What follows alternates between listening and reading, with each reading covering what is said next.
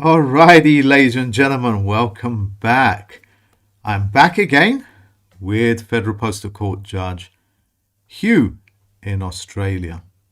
And we're going to exchange between two subjects. One, what is NFTs and how you will benefit from it. And of course, the global land log registration system. You guys have got some more questions for us, so we're going to be answering those questions. Okay, Hieu, I'm going to hand it over to you. And with the NFTs, I'm going to be the layman. I'm going to be the one that doesn't understand what an NFT is. And you have to explain to me what's in it for me. What's in it for me with the NFT? And also, the question that people keep on asking us is, how can we be sure of the authenticity of the NFT? So perhaps you can start with that, Hieu. Okay. Thanks, Mark, for the introduction. Good day, ladies and gentlemen, everywhere around the world. My name is Colin Hieu in Terra Australis. Now, how can we be sure of the authenticity, of NFT? I mean, people are talking about a lot about NFT, investing in NFT, creating things, and then making it fungible, non-fungible. Sorry, non-fungible, not fungible. And you got to know the authenticity of it. So just let me explain to you, first of all, the blockchain technology, for those who are new to the space. So whenever a transaction occurs, whether it's a financial transactions or changing of hands in terms of a process, there are smart contracts involved where those things are coded out and automated. And every time when things happen, it gets recorded on the blockchain. Okay, so the beauty of that blockchain technology is that it's done automatically. And so there is no human intervention as such, and there is no biases and discrimination, etc. So with the NFT, it's based on the Ethereum network, right? The Ethereum is the altcoin, and it's using all that technology that I just mentioned. And so every token NFT is a unique token in terms of its exclusiveness, even on the same platform. Okay, for example, a house on the street is different. Every house is different, even though it's on the same street. Okay, or a digital art, it's unique, it's different. The values of it is different. Okay, so to answer the question, how do we know that it's authentic? Well, for the cryptocurrency ecosystem, right, people's reputation is highly valued. Okay, so for example, an artist who produced that, their reputation is highly valued. And I'll give you an example of artists as just to demonstrate the point about the authenticity of NFT. Because when you buy art, you want to make sure that you're buying the real deal. Don't you, Mark? You want to buy the real thing, yeah? So artists who produce NFT, for example, and that could be digital art, could be some figurine, whatever in the digital, from the represented from the physical to the digital. They want to put it up for sale, all right, and they go through a verification process and verify the profiles used for that NFT marketplace. So there will be a marketplace. For example, the OpenSea is a marketplace for NFT that you can sort of upload your art. That's just one marketplace. There's more apps coming out.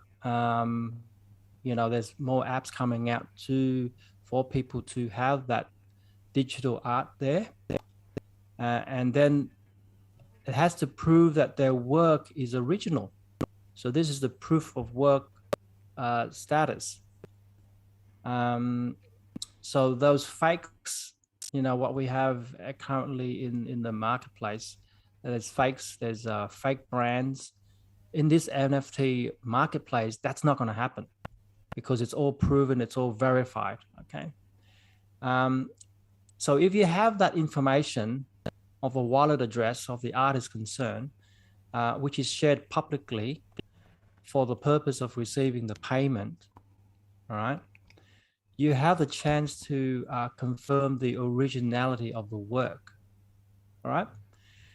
And in addition to that, you can track the movements of the NFT from the blockchain monitoring application. So there's an app that actually does all of this, the public key, the tracking, where it's at, who's got it, who's buying it, who's bidding it, and the authenticity of both the artist and his works can be ensured. So you cut the middleman out, and we've talked about this last week about third parties as middleman. You get the creator and also the buyer, and you link them together through this app, through this coded app marketplace with the strength of cryptocurrency and verification. That's how you ensure the authenticity of the NFT, that it's not going to be fake or duplicated. And how many, because we're talking about scarcity NFT, we talked about last week about scarcity and exclusiveness. This is going to ensure the scarcity and the exclusiveness of that particular NFT. So we have that which is original, and we have true ownership. So the buyer does not need to be aware of the seller. We can't have replications. The smart contracts will determine what's what, and it's run by a middleman, but the middleman is a computer program, what they call artificial intelligence, that does exactly what it says it's going to do. So there's no hiding, and it's all in the public, and it's backed up by a true bill, what you call a blockchain. I think I've got it. Okay, so it's in every direction. It offers 100% security for every party that is interacting with this NFT. Now, sorry, did you have... also asked, Mark? Yeah, I was going to say, somebody also asked, is NFT theft proof? I'll answer That's that a good way of for it. Is it theft proof? I want to know. Can someone steal it off of me? Like, guys, you want to invest in NFT, you got to know, is it theft proof? You don't want to put something. So that person asked that question is cluey. So I'll answer that for the audience, for your benefit. Yes and no, right? Let me explain. With NFT, right, the simple piracy, just like with common cryptocurrency, is virtually impossible, right? Simple piracy is virtually impossible. Now, this is ensured by the Ethereum blockchain. So that's because of the Ethereum blockchain. Information about the buyer and the seller or the date of the purchase are stored transparently, right, for each of the transaction in the blockchain. So that's all stored, and we know that because you can do a scan on the network, and you can see that, and therefore it's comparable to the documentation in the account management. So when you have an account of something, you can see the transactions, you can see what happened. So that's okay. So the owner's uniqueness and authenticity are thus virtually set in stone. All right. In order to fraudulently manipulate part of that blockchain, the rogue or the hacker or the evildoer would have to hold at least 51% of the computing power in the mining network Mark, that's not going to happen. So They can have to hold I? This is 51% to mind-boggling. manipulate. It's mind-boggling what you've just said. So if I owned just like say 50 pence or 50 cents on a blockchain Yeah. network with an NFT in it, and it's only 50p for that, for the bad person, even a country, an entire country can be bad, or an individual that wants to thieve my 50 pence will have to have the computing power of more than 55, is it 55 percent? 51%, which is just over more than half. So they'll have to have more than half of That the that's entire a lot of computing power. the entire Ethereum network backing computers, which is like in their millions, which means they have to spend, shall we say, calculated at several hundred billion to just steal my 50 pence or 50 cents. Would that be right? Yeah, it's got to Yeah. be a organized crime in the mega bucks, right? So so just to finish off answering that is theft of NFT theft proof. Yeah, in this industry, the scenario is basically it's gonna be very minimal risk. That particular one. However, this is a however. NFT can be stolen in the same way as Bitcoin or Ethereum would be, by potential theft gaining access to the wallet. This is where the security and your That's due to us, private isn't it? keys, that's where it is Yeah, that's due due to to the us, isn't it? user, That's not the act. Yeah, yeah. yeah. It's not the In platform which the that tokens are is stored. yeah. It's So not the it's not the platform. platform That's right. where they're stored or interacted. It's me leaving the password on my desk or something for somebody to come and steal it. It's a simple act of stupidity on my part. That's the only Yeah. thing that can compromise it. So, Yes. if they don't know where the passcode is and it's in your brain, or you've hidden it in several places by, creating Yeah. an halving of the password. So you halve the password, like write a password out, cut it in two. One half you hide somewhere else, another one you hide somewhere else. And of course, your loved one or loved ones will have access to it because they will inherit it. I think I understand. Can I ask Mm. something? Look, this NFT, I take it, is only a small part of the metaverse. Mm. So yes, it's a part. There's DeFi, decentralized finance. We haven't talked about that, So and of can we course talk there's about there's a coin itself. Yeah. can we talk about the metaverse? What is this metaverse? It's like, 300-400 years ago, somebody saying America. Somebody's discovered America, which they never. But can you imagine 400-500 years ago, I get to hear that somebody, a continent called America has just opened up. And because of this, if I go there, my wealth is almost certainly guaranteed for that period of a lifetime or something because it's so-called virginal land. So-called virginal Mm. land. So essentially, it's like the whole world discovering that there is a new continent that just came about, where quite literally it is virgin land. This is not like America where Red Indians were there and Chinese and Icelandic people, 500-600 years Mm. ago, trading and stuff. This is quite literally virgin territory, isn't it? It's a Yeah. world. It's a whole It's world that's opened up the like the Shanghai Corporation. So explain mm, a little bit more about the metaverse because this is what the the metaverse. the bigger drop is. What is the metaverse in relationship with the NFTs and etc.? Well, just like we've got the physical world, right?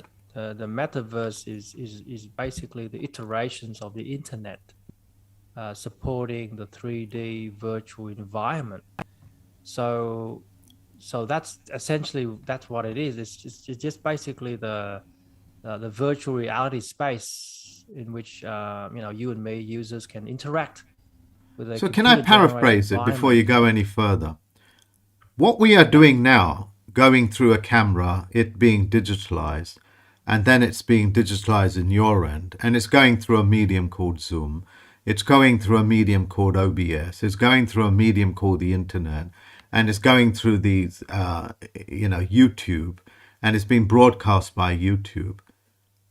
This is the virtual world, isn't it? The virtual world is Yeah, the interface between me and you, and that virtual that's world right.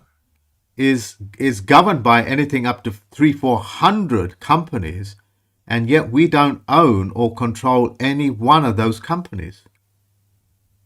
That's The correct. metaverse, as I understand it, will revert back to even the digitalization of this signal of me talking to you will become part of my ownership.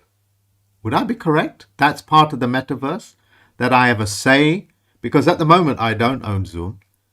I cannot own anything except a domain name. That's the only thing I can Domain name. own. Yeah, Yeah, yeah, and if yeah. YouTube decides to pull this video down, they'll pull it down like they have done on occasions before. And I own Mm. nothing. But the metaverse, this very thing that is happening with us, is going to become decentralized, which means it's no longer going to be owned by one or two individuals that run the entire internet, the Yep. websites, YouTube, Google, Yahoo, and Mm-hmm. all that.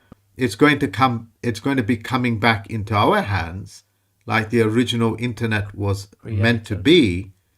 And because Yeah. of that, we now have a chance to own a piece of that American dream, quite literally Mm. own it outright. Mm. And it's going to be Mm-hmm. securitized by the use of blockchain, securitized to me. Yes.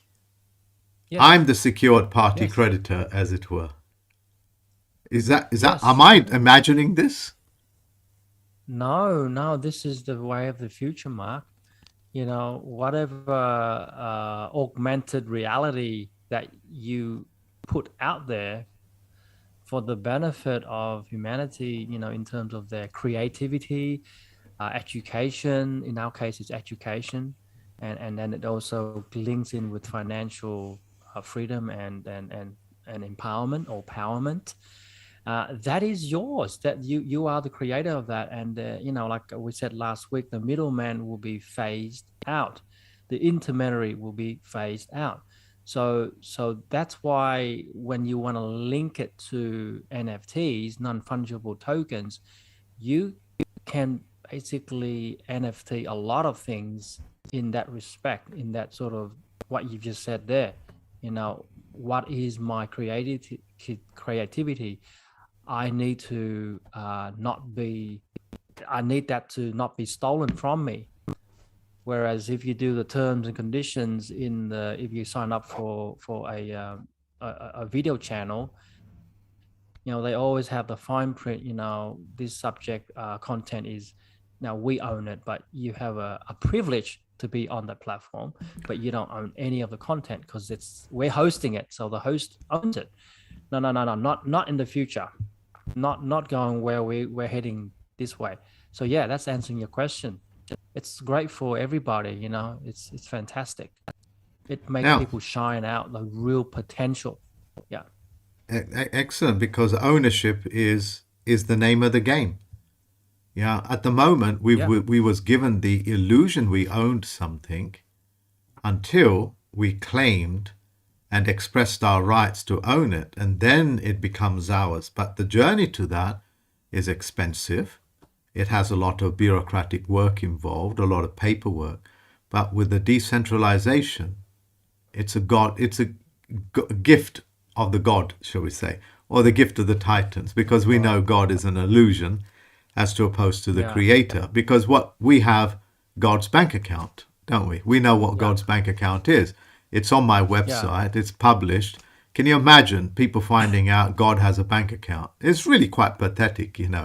the games that are being played with us. And that's why I completely love the system of Bitcoin and the ownership of actually owning your own thing. And then you can decide whether you want to pass it on to your pet dog, your generation, or just simply make it vanish. Because you can take that which is yours quite literally to your grave, can't you? Which other asset can you take to your grave that somebody's not going to grave rob you? So if I wish to take 100 Bitcoin, yeah. So if I want to take 100 smart contracts, I can take it to my grave so that nobody else will take it. Yes, I know it's very selfish, but I want the general public to know it's my decision. If I don't want to pass on my NFTs, or if I don't want anybody else to benefit from my creation, it becomes my decision, because that's totally what ownership is. That's totally your decision, and that's power.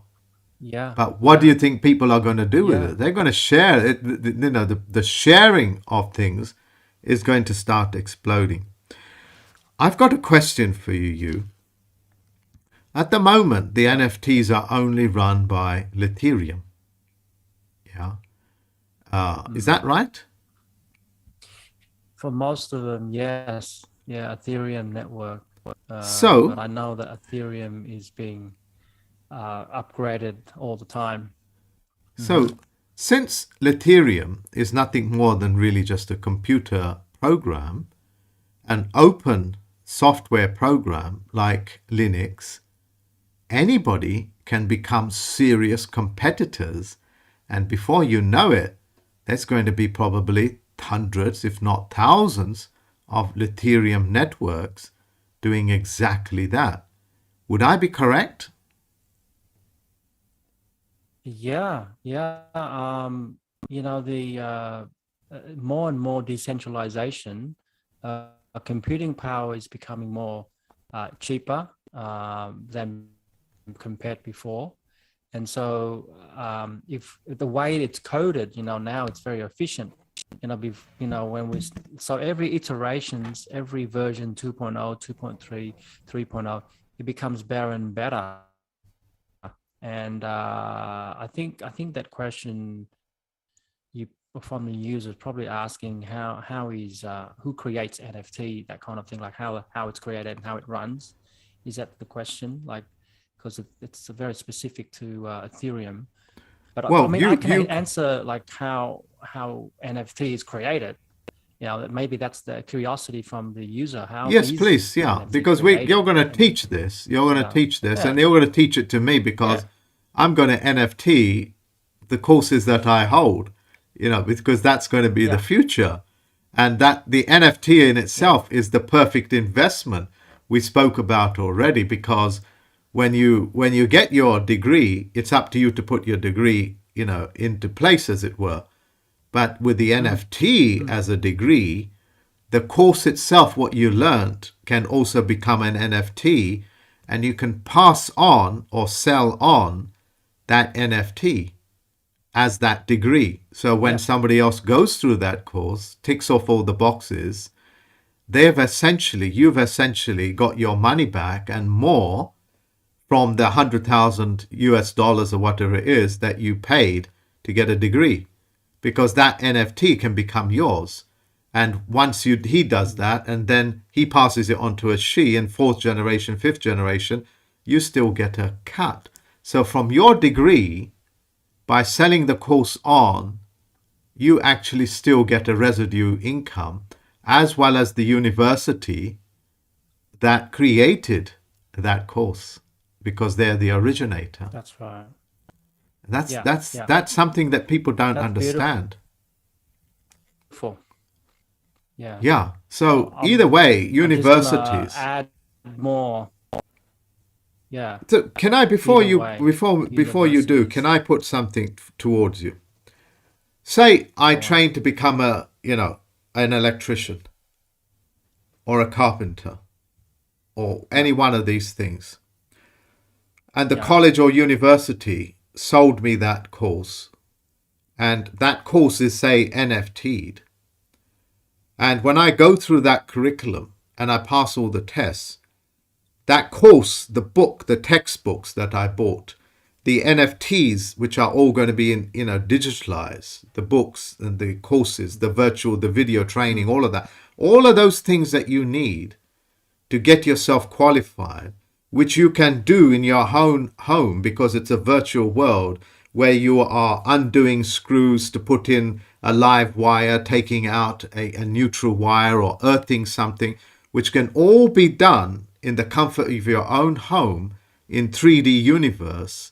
All that course I can go through, and I can buy that course from a person that's already taken it because the university has given me permission to sell it on. And then I would take an exam, presumably, back to the university that will hold the exam, and they get a cut, and the university now will qualify the second generation, third generation by studying that course. It's essentially like an online course where I can get my money back on, and also the course itself will continue to make money because it's NFT'd. Have I explained it properly, Hieu? The potency of this, Look, anyone can create and sell NFT themselves. That's the beauty of it. So your example was a course, that has value. So it has to be, something of value, of course. People can't just create frivolous things and just useless. Well, they can, for example, like a piece of useless art. They can, but yeah, but such is life, It's very, From last week I said, or the week before that I said, from novel to necessary. So let's stick to. So let's say this one has some use, right? Provided you have a corresponding digital work and find a customer, you can create one. And on a trading platform such as OpenSea, I think another one is Rarible. There's more now. You can, there's, the thing has grown, but OpenSea is a very popular one. You can upload the files, such as, videos, MP3s, GIF files, images for that particular course that you've created. You pay a small fee, in the form of cryptocurrency to host it, and then you've got it stored in your NFT. You store your NFT in the wallet that you've traded in that platform. Okay, and because the tokens are a part of the blockchain, you don't have to sell them on the same platform or where you created them. So you can do it elsewhere because you've got it on the blockchain now. There is no obligation for you to sell at all if you don't want to. And you can make as many of those tokens as you want. Like you say, I want 100 courses coming out. Anyone can become a collector of their own works of art or material with NFT. So that's how flexible it is. It's just how far you want to go. So, but you got to have something of value. I guess the value of it becomes more and more as people see the value in it and the exclusive and rareness of it. Obviously, you don't want to put like millions of them out there because it won't be so rare. But if it's like it's got that sweet spot, you have to work it out. And people see the value in it, and it becomes more and more valuable, and that's the beauty of it. And every time it changes hands, there is royalty involved, and people who do that down the line also get compensated for their good word. It's just a win-win situation. Yeah. So does that answer your question? Yes, it does. Yes, it does. I'm trying to pick up more imagery. Like, for example, like 30, 40 years ago, the airline industry and the Air Force came up with, well, it was the Air Force first, but they came up with a really good novel idea. They said, let's get a flight simulator. Because, pilots tend to make a lot of mistake when they're learning. these mistakes can be very, very costly to an aeroplane, especially when they're like 100 million pound a piece. You know, if he does a slight harsh, landing, there's a good chance you'll Oh. damage damage the airplane and the structure. So they came up with The flight landing gear. simulators. Yeah, they came up with And flight simulators. They came up with beautiful. computer programs that allow you to do Yeah. that, as well as the 3D world in a capsule that they entered. And out Yes. most of them did like 90% of their theoretical and practical training in those modules. Then, when they took up into the actual aeroplanes, they were so competent. All they had to do is have more experience in the actual physical world. In other words, their training program was much more higher standard. The risk to the industry as well as the vessel itself, the airplane, became minimalized. And these flight simulators used to cost like hundreds of millions of pounds, but now they can be plonked with a few projectors in the comfort of your sofa, and you can simulate even surgery. You doing surgery for, when you have a captain's license, you can also apply to do surgery, because you can become the ship's doctor to perform Yeah. minor surgery and things like that. I mean, a simulator for surgery, a simulator for an electrician, a simulator, it's just fantastic. That's 80% of the things that we can learn in this virtual world. later. Can you imagine Yeah. a therapist that needs to give therapy? She has to hire a room. Yeah, I'm talking Oh, about the talking, the talking therapies like counseling, psychotherapy, and so on and so forth. Or even yeah. lecturers, they can now don't need a lecture room. The lecture room can be a dedicated place in a home or even Mm. somewhere local, and they can fully participate. Yeah. Yeah, what a It's amazing it's the thing. start of the VR, the simulation. Yeah. Now, Mark, someone asked me specifically, how are NFT actually produced? Like we talked about, creating it onto the market, but on a technical thirst for knowledge, they want to ask, like, how is it produced technically? Well, I'm just going to give a summary. I won't go into the technicalities too much. NFT are produced or made according to the ERC 721. ERC stands for Ethereum Request for Content. That's the network. Ethereum Request for Content. ERC 721. That's the code. Token standardized by Ethereum. Okay, and there are platforms that make it possible to perform the transaction easily, so that users do not get all confused and slow down on the technical world of blockchain. So you don't have to understand all of blockchain to produce these NFT, because it's all done for you. Um, on that GUI interface, the user interface. Okay. All you need to produce NFT is a digital cryptocurrency wallet, like I mentioned there, right? After uploading the file that you need, like training materials, whatever, to be produced as an NFT, right, to the IPFS system through these platforms, the parameters of the NFT that you have cannot be changed. So it could be the compensation rates that you mentioned, or how many levels deep, whatever, cannot be changed, right? And are already determined there and there. So that's the rule, right? After determining how many NFTs will be produced, right? So how many tokens, how many NFTs, the price, how much it is, how much share will have to be paid on the next sale, right?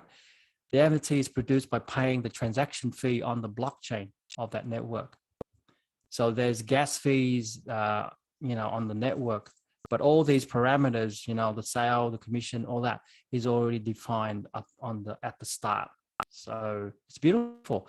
An NFT transferred to the cryptocurrency wallet and then recorded on the entire blockchain where the production is carried out. So you don't have to understand all these coding and they've got things that you can sort of and this is what people on the technical side can get into it, but the non-technical side, they can get into this. So we'll show them and educate them further on this. So it's quite interesting. Excellent. Yeah, so Excellent. The world of possibilities is just, gosh, it's incredible. It's breathtaking for me in every respect that I've lost vocabulary for it. What my feelings are telling me. Is it okay if we go on to the next subject now? Yeah, I think we've got another NFTs. Yeah. Next subject. And I have produced a private video. It's a 50-minute video, which is really quite in depth, that explains even more about NFTs and things like that. So if people want that, I'm even thinking of creating that as an NFT and just experimenting on it. But if they want that before I turn it into an NFT, send us an email and I'll send it to you, and I'll send it to you guys. But it's the reason why I've kept it in the private is because it contains a lot of information that can cause that video to be pulled down. For example, when I exposed, the fallacy of JF Kennedy and who they are, they're just simple actors. They pulled that video down from TikTok. TikTok said, "Oh, you violated social contract." I said, "No, how have I? I'm doing this educational, and I've given you 100% proof of what I'm saying." But they pull it down. Why? Because I own nothing on TikTok, not even the video that I uploaded. Because when I upload it, I'm actually surrendering it to them. Whereas on the blockchain network or on the property land registry, it's registered to them. They are the beneficiaries. They get to say what happens, and so if they want that, just email me. It is very in depth, and people have watched it saying, "Wow, we get it, we get it." It's like, anyway, that is that. What's happening with the? Okay, well, landlog.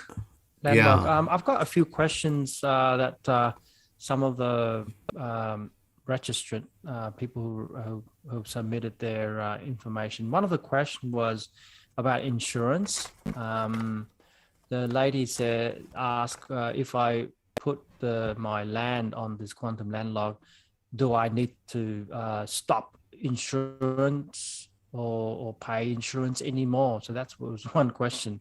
So what do you say to that, Mark? Well, one, it doesn't change anything, but just make sure that the insurance is not paid to a third party. Quite often, the insurance, like for your house, if it burns down, they'll say we're going to pay the bank on it, and the bank will decide where to go with it. They don't know this. They don't know that. So, essentially, what the bank is doing is telling you to take out the insurance, but they essentially become the beneficiary first, and then they will pay you out. It's not as independent as you think it is. So in these instances, you got to know. Information. That's great information. Yeah, that's good to know.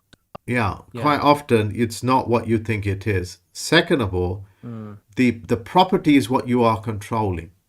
You are saying that particular property in that particular location, on that dirt location, in maritime, has a unique serial number that's fixed and owned by the owner itself. We are just like, the providers of that system, like Ethereum and things like that, But you get to hold the coin. We just allow the facilitating of it. It's your party. We're just offering you the whole. That's what that is. Yes. The means of exchange. That's what that means. So you will find Okay. quite often you are The not the beneficiary of your own insurance, which is horrible to say. That's why it's called insurance. that's The horrible. Yeah. IN means no, as in, No. incompetent. And surety, that means insurance, which means no surety. That's David Wayne Miller's Uh, technology. Once you yeah. understand it, you can never undo it. You can never undo it, Yeah. Undo it. So what's the The other next one? question, Mark, the other question I had from another person in the quantum landlog. Another man or a He, woman, yeah? Because we don't deal with persons, do we? We don't deal with personas and stuff. sorry, another live life claimant, living Yeah. man, living woman, asked me the question: what about my father or mother who put it in the landlog? They pass away before the 1 year, 1 day. What happens then? So usually when the system goes live and the world can see that you are what you are, just like a marriage contract or what they call a rescissions law, anybody that doesn't make any objections within 3 days, it's already your claim. Hence, when you get married, let who objects to this marriage object, and they have to do that within 3 days. Just as if the man or a woman decides they don't want to be married within that 3 day period, there's no need to go for a divorce. It's just the contract is nullified. So 3 days is the normal thing. If it's on there in the public record for more than 90 days, it's already become law. And under salvage claim, because of international, or should we say the global advertising of your salvage claim, which is essentially what your property is, you're salvaging it because nobody else apart from you has come forward to say that they own it. The mortgage company can't, because that's a death pledge. The chieftain can't say it because he's now going to get caught out in selling something that he lied to you about. And lies break a contract. You can't get married on the back of a lie, can you? My husband lied to me. The marriage is instantly nullified. So for salvage claims, you need 1 year, 1 day to say, you fully salvaged it. But if nobody's objecting to it, if nobody else shows any original ownership, and because you have already got evidence because of the bills and the things that come through your letterbox, that is probably a few years old, you already have automatically salvage claim. Yeah. Yes. You already have That's it. beautiful. You already have it. Nobody else can thwart that. Now, unfortunately, people are very negligent. They don't realize that they have to take full ownership for all of the legal names or legal fiction names that were created. They have to take ownership of it. And the landlord system allows them to do that. Because these names are just generated by these fictitious organizations called governments, land registries and stuff. But they take custody of that name. In other words, they generate a name on your behalf and take custody of that name. Unless you say, no, I'm the beneficiary of all of my derivatives, which are all the derivatives of my name, me doing business as, as a gardener, me doing business as an airline pilot, me doing business as a husband, because that's it's a commercial enterprise as well, believe it or not. That's why you can't use their poison words like marriage and stuff like that. So I am the beneficiary of all the efforts that I make. If I'm an actor, what are you going to say? That the company gets paid and I don't? No, I'm the beneficiary of my artistic work. And that's me doing business as. And those sort of things general public have to learn, and they can learn that through my Tricks and Traps course. And most of the people that have been studying me and David and you and other people will know the rights that you think you have cannot be assumed. They have to be expressed. You know, everybody wants right of this. I got this right. I got that right. Okay, you've got that right. What are you going to do with it now? Nothing. You know, I've got the right to change my sex. Yeah, okay then. Is that the best you can do? I've got the right to do this. All right, you've got the right to do it. Go and bloody do it then. Why are you asking me? Because they don't. They don't have any responsibility. The people that have come to us, you know, they've come to us to keep us busy 24 hours a day, know what it means to take responsibility for their own property. You know, people that put their money in their banks without ever creating a contract called Know Your Bank will never be owners of their own bank account.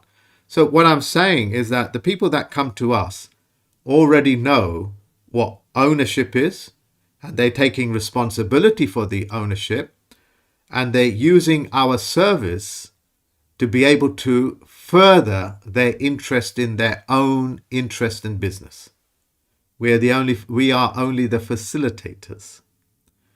Okay, but first of all, nobody gets any rights unless you take responsibility for your bank account, for your land, for your house, for your children, etc.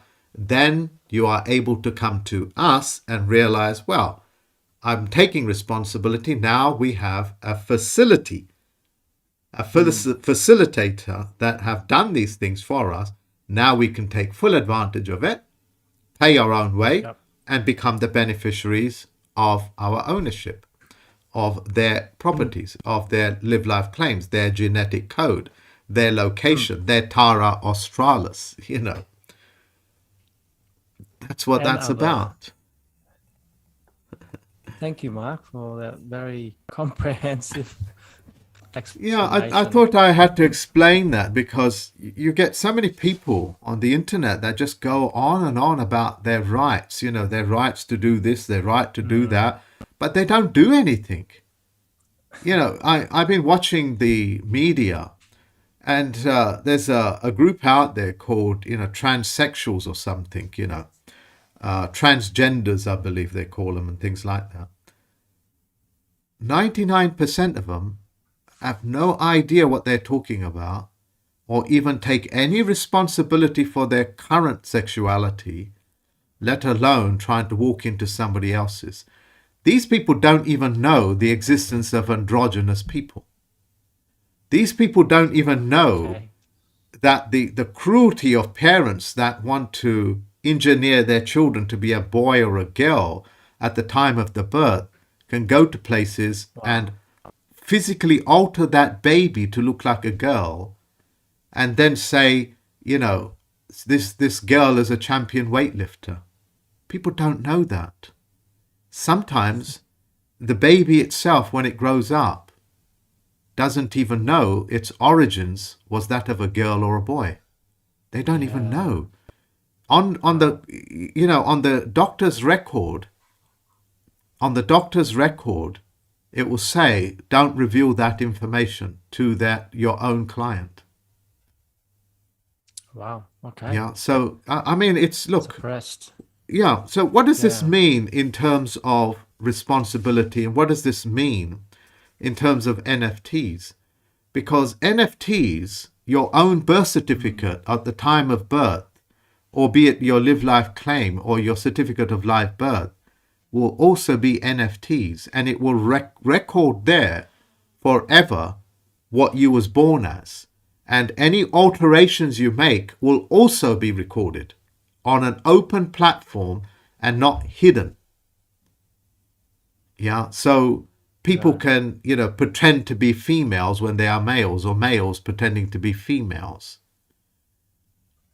You understand what I'm saying? Yes. You know, if you come to me, if you come to me as a woman looking all like a woman, and you don't tell me that you was once a man, that makes you a liar.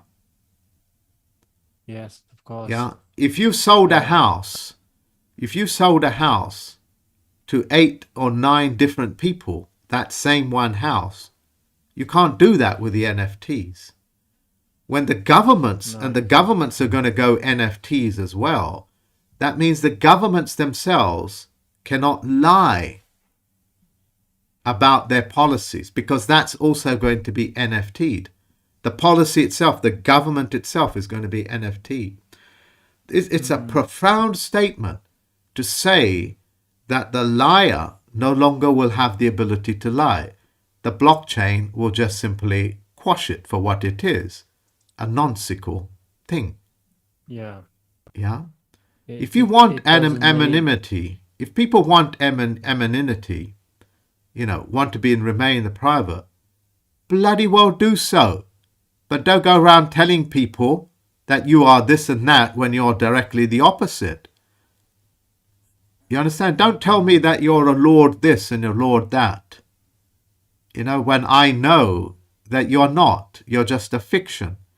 And that's what I'm saying to you guys out there, is that you are witnessing the end of the legal fiction, the fictitious names. The blockchains is allowing you to do that. The NFT is creating so much sanctity in contracts, because contract is a contract, like Our Father which art in heaven, like the 10 Commandments, even though they're a negative expression, they are there and they can't be corrupted on the back of that men and women that want to constantly corrupt their biology, constantly corrupt their physiology, their own psyche, other people's psyche on the back of that, trying to convince them of all sorts of nonsensical things.